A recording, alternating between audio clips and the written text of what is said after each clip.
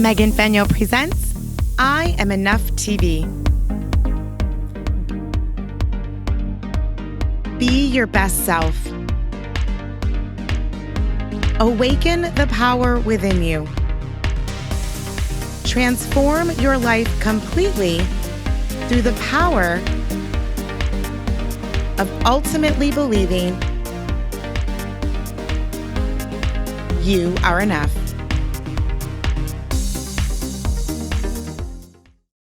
Hey everyone, welcome to I Am Enough TV. I am your host, Megan Fenyo, and you are in for an amazing episode today. I am here with Jennelle Gordon. Hi, sweetie, how are you? Hi, gorgeous. I love staring into those blue eyes of yours. Oh, thank you. Thank you, darling. I am so inspired by your story, and I know that our viewers will be as well. We met just a few short weeks ago at the City Summit and Gala in Los Angeles over Oscar weekend, and you looked quite different than most of the people there. So the first question I want to ask you, and then we'll kind of dive into what you look like and why you looked like that, and then your incredible story. But Jennelle, what does it mean for you to be enough? Great question. For me to be enough is really not contingent upon anyone else or anyone else's feedback or really what anyone else thinks. And I think that is, to me, being enough is that I'm enough for me and that I accept every aspect, my flaws, my past, the times that I lose it and yell at my son, the times that a post goes viral on Facebook in a women's group and women tear me down for the post, a lot of them. And so it's like, I'm still enough. Like I appreciate them, I love them, but I know at the end of the day, I come into this world alone and I leave alone. And so to me, managing the relationship with myself and how I value me is more important than what anyone thinks of me. Right. Unapologetically owning who you are is what I like to say. Yep. So share a little bit about your story. Well, first, because I know the viewers are probably like, well, what did she look like? What did she have on? So share a little bit about what you looked like at the City Gala when I met you, which obviously goes into your story. Yeah. So the first day I had a big tattoo, barcode on my forehead, tattooed, which people thought was real. And I had barcodes all over my body, and I had a sign that said, I'm the silent killer of your daughters.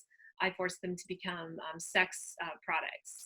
And so, it was just all about me making a statement, which I think it did, and getting people to see that women are being bought and sold in a $150 billion global industry, and they're your daughters, and they're looked at like they're products. They're not people. And so that was the message I really wanted to get people to see, to feel, right? To feel that. Yeah. And you sure did, because I had seen you. We didn't talk until like the second day, I don't think, but I saw you like walking around and really wanted to get your story. And I'm excited to share it here on I Am Enough TV. So share a little bit about your story and how you got to where you're at today. Yeah. So the long and short, I know this is really, really condensed time, so I'm going to make it as concise as possible. So I was a product of the system, the foster system. I was a property of the government until I was 24. I was actually a vet. And I got picked up by my main trafficker shortly, literally within a month on a military base. Actually, one of my traffickers, I had 4. So, but from that led me into Vegas, which was my main trafficker, where I was trafficked for about 7 years in Las Vegas, Nevada. So, and actually in LA, where we were too. So, I was trafficked at a very high level, which is one thing I think is really important people understand. There's different phases of human trafficking. I was making, 10,000 to 20 to 30 to 50,000 sometimes a night, and definitely every week. Obviously, that money was not mine. I was simply a human ATM machine. So I just got money, and it was turned over to my traffickers, and I did that for many years. And really thought that I wasn't enough. Actually, this all stemmed from being a product of the system, suffering physical and sexual abuse at a very young age that no one should have to endure, and feeling like I didn't fit in with the family that I was eventually placed in, that were Caucasians, me obviously being very, very mixed and very beautiful and very different looking. And so always wondering, why was I not good enough for my birth mom? Like, why did she leave me? That was the thought, the question. And we all have primary questions that we asked ourselves our entire life. And that was one of mine. Why was I not good enough? So funny. Yeah. And it tore me up, because my birth mom actually has 5 other children that are younger than me. And so I was the one that she didn't raise, different marriage or different scenario altogether. So I bore that with me. That was the first thing. And then the second thing was being tossed in the system. And the third was my identity, not feeling like I was beautiful because I had stronger, bolder, bigger features, and that wasn't Caucasian. And then the physical and sexual abuse and all that stuff makes you doubt who you are and makes you not own it. And that's actually my slogan for my brand is own it. Yeah, the O factors, own your outstanding orgasmic life. And so for me, it was really like, I was physically being hurt. I suffered multiple concussions that led to actually traumatic brain injury. I had so many concussions that a doctor finally said, you're going to die if you stay any longer. But all of the suffering was immense, and rapes and everything I experienced. But what was more immense was the mental bondage and really getting out. When I finally, you'll hear it if you see my TED Talk, that's coming up, I faked my own death, and then I had to flee to an island in Thailand because my trafficker was still pursuing me, even from the penitentiary in Nevada. So I was afraid for my life. So I had to die, literally kill myself and die and start a whole new life over. But the prison that I was still in when I got out was the hardest part of my 10 years. And it was that I wasn't good enough. And my primary question, if any of your viewers have ever watched Date with Destiny, was, how much am I worth to you? And that was the question I replayed over and over, because I thought I was only good enough to be a product that was bought and sold. I only thought I could make money using my body, and that there was nothing else that I could do. And so when that's what you believe, and for 10 years it's become your life and your existence, it becomes a part of you. You are that. So when I finally was able to get out, like I said, I fled, and then I came back into society, came back to the US, raising a son to raise.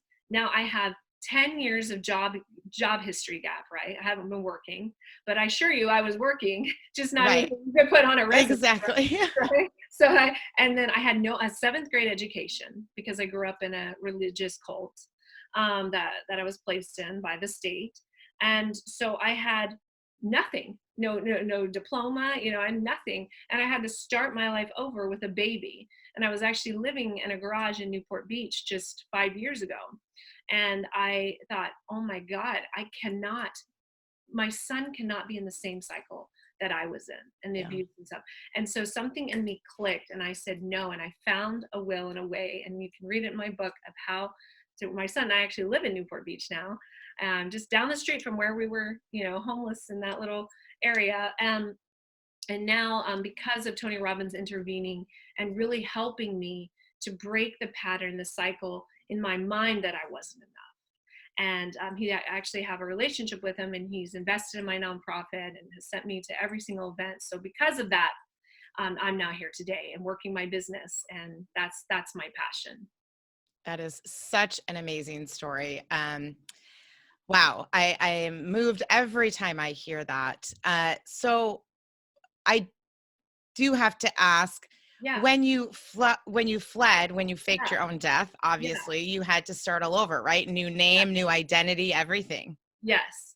Well, I not so much like legally. I just fled the country, and I kind of went under the radar like that, because I knew if I did. But at one point in time, I did change my identity during the times I was being trafficked, and I went by a pseudonym because I was afraid that they would find me. So all this, the fear is so real, and it plagued my life for so many years. And now I'm just like, fuck fear. I don't know if we can say that, but you're not supposed to. Oh, sorry. Screw fear. Screw fear. Screw fear. Better. Yeah.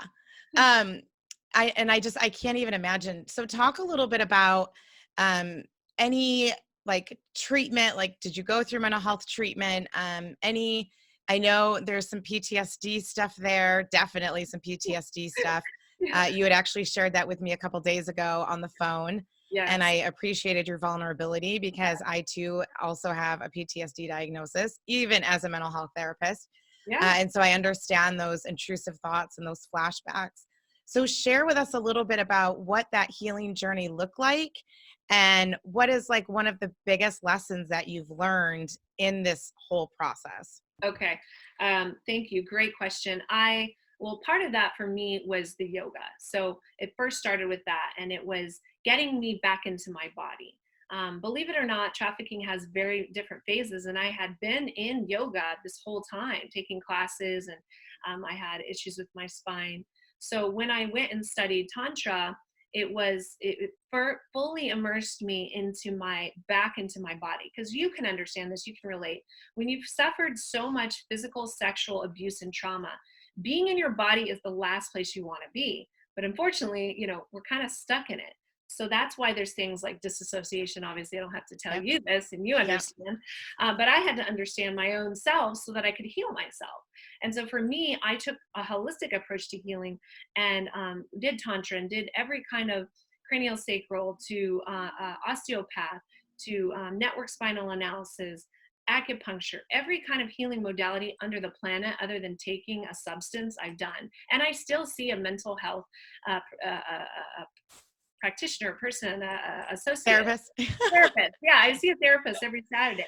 And I do all of that. And because it's healing is not an assignment to be completed. It's not like, okay, healing has to be done by April 4th, 2020. No, it's a process. It's a journey. It's not an assignment to be completed at a certain date. So for me, the healing still continues, and I still see healers every week, because I told you I had an episode. Mhm. And when you get into that place, it takes you back and you think, oh, wow, maybe I'm not enough. Maybe I didn't beat this. Maybe this demon is still here. Maybe the Right. demon's still in control and I'm not in control, and it messes with you.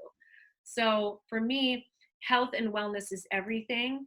And that's what my whole brand is about. And that's what I teach to women, dance movement therapy, because that was one big thing that got me back into my body. It's Yeah. amazing. Yeah. I love that our stories are two completely different things. Me growing, being involved in a domestic violence, narcissistic, abusive marriage, and you with trafficking, but our messages are so similar. And you've said it probably more than anyone that I've ever interviewed about not being enough. Yeah. And I just think it's so powerful.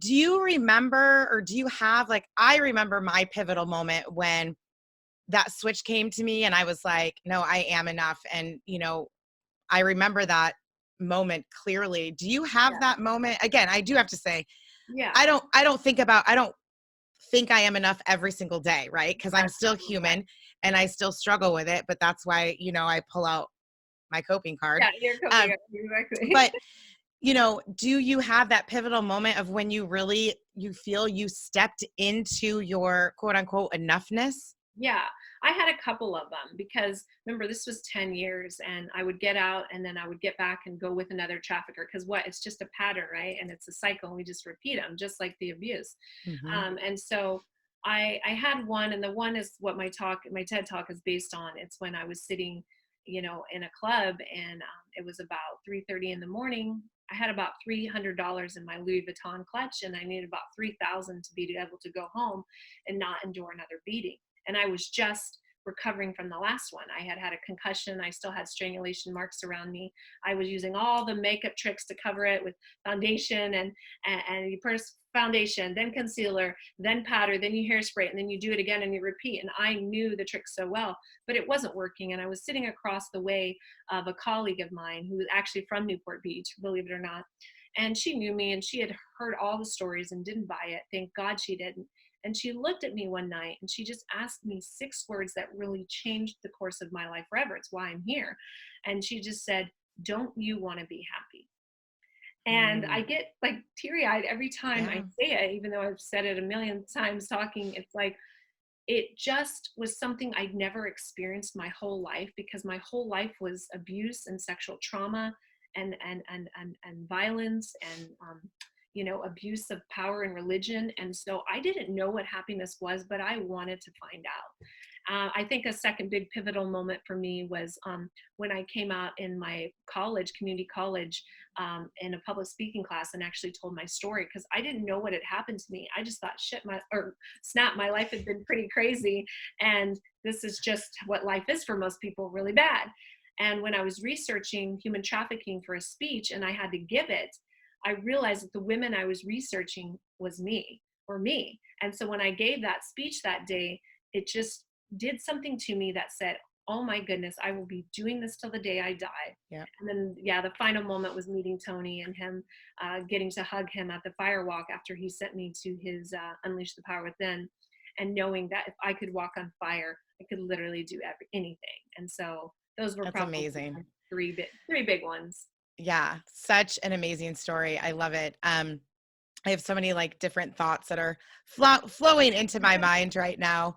But share a little bit about, I know you have a nonprofit, so not that I want to jump from one thing to the other, but we do have limited time. But I'm really wanting our viewers to understand your nonprofit. My nonprofit just started as well. And our goal is to build a safe house for domestic violence survivors, and along with education and all of that stuff. And I'm excited because would love to be able to collaborate with you down the road, but share with our viewers, what your nonprofit is and all of the story behind. Well, obviously we know the story. Yeah. So Beyond Freedom is all about, when I came out in that class, when I met Tony and he started responding, I reached out on a post he made and he started messaging me. That's how we developed a rapport. I realized, like, man, I can't be the only woman who's experienced this. And at that time, the Jeffrey Epstein wasn't out. It was starting to take flight. But it wasn't as big as it was now, just, a couple years ago. Now it's everywhere. So I thought there has to be other women that are in my situation that are older. They're maybe not super young because they were trafficked for so long. So of course, when you come out, you're going to be older, right? But that still need to figure out how to go from product to person. And so I thought, no one will take me serious just speaking. But if I have a nonprofit behind me, now I'm not just an ex-stripper, an ex human trafficking victim. Now I have some credentials behind me. And while I'm still working on getting my bachelor's degree. And so I thought, okay, so that's why I started it, because I thought I can help other women. Mm-hmm. And from that, it grew to, me wanting to create a holistic healing program, treatment facility. I say treatment because it is treatment. It is an addiction. Yep. And so we have to treat human trafficking like an addiction, because it's unmet needs that are being fulfilled through 3 or more different very strong things that are holding these women captive. So that's what I wanted. And on the way, we started creating, because I didn't believe, I needed $1 million to do something. I said, no, I can do something now. So I've created a whole Facebook group. We have coaching calls. We bring on different people. We have every kind of healing modality treatment in the world available to these girls for free. And we're creating a whole online database of programs, everything that cover the 5 F's: faith, family, fitness, finances, and femininity. And my specialty is the femininity. And we have people that come in and collaborate and do the others. And so it's a whole online program that's available to survivors all over the world. And we actually are international. We work with women in Eastern Europe as well. So, yeah. That's amazing. Yeah. How can people learn more about the nonprofit and about you, especially if, they know of someone, or maybe they, have struggled with being part of the trafficking world? How can people get in touch with you and learn more? Well, they can go on just beyondfreedominternational.org. And then they can email, and I'm very hands-on. So I'm the executive director, but I know everything that's going on in the nonprofit. We're new as well. We're a newer nonprofit. Or they can go to our Instagram. I actually talk to many survivors that way. Lots of victims reach out to me. It's Beyond Freedom OC. And if they want to just get to know about me and my story, they can go to JennellesGordon.com, or just Jennelle Gordon on Facebook. And if they're interested in working with me, the O factors, that's my whole brand and my whole concept about helping women, helping people reconnect to their sensuality in a really healthy, empowered way, and giving them tools to live a life full of connection, bliss, and an outstanding orgasmic life. And that's what we should all be living. Amen to that, sister. 100%. You're like, Um, yeah, I love it. So I would love to hear, one of the last questions that I ask is, what is your favorite mantra or affirmation? So I would love for you to share that with our viewers. okay. So one of my favorite ones comes out of Date with Destiny. And so I have my words that I say. The first thing I say is, I am sensually, spiritually connected. So owning my femininity. And then I am passion, I am persistence, I am courage, I am love, I am prosperity. Oh my gosh, I love that. Oh, I love that. Thank you so much for your authenticity and vulnerability to share your story. Thank you for what you're doing to help women all over the world step into their enoughness and into their greatness. Yes. Yes. Thank you so much. Thanks so much for having me. It was Of amazing. course, of course. And I always like to end the show with my favorite quote, which is, "You are enough just as you are, regardless of whatever season you're in. And the more you focus and celebrate on that, the more you will live in your strength." Again, you can catch I Am Enough TV every morning at 7 a.m. Pacific Standard Time on easyway.tv/show. And if you miss it, don't worry. You can check it out on demand on Roku, Apple TV, Amazon Fire, all of those amazing channels. And be sure to visit my website, meganfenyo.com, or the movement website, IamEnoughMovement.info, to grab your free coping cards. And maybe, Jennelle, we may have to see if we can get Tony to take a picture with an I Am Enough card. Oh God, that would be awesome. Wouldn't it be amazing? I'm going to a birthday party tomorrow and taking my son. So I was supposed to be there. We'll have to talk about that offline. But yes, I was supposed to be there. So you guys keep a lookout for, maybe we will get a picture of Tony holding the I Am Enough cards. So again, check us out on Instagram, enough_movement_.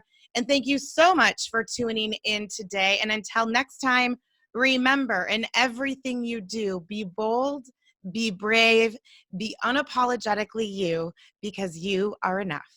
I love it. Bye.